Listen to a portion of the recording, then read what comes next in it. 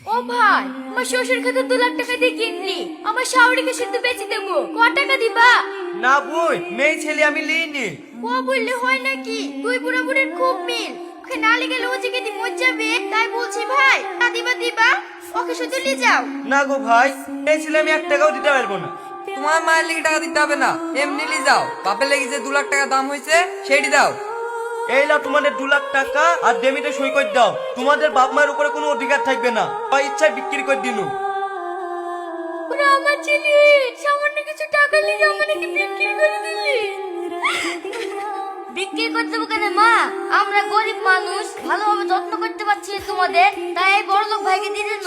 ভাবিসু মা, যে মা নিজে খেয়ে নাকি রক্ত বিক্রি করে তোকে চিকিৎসা করেছে, আর সেই মাকে তোর বিক্রি করতে একটু বিবেকে বাঁধলো না। ও ভাই, বিক্রির ঠিকানা হয়েই গেছে, তাড়াতাড়ি নিয়ে যাও।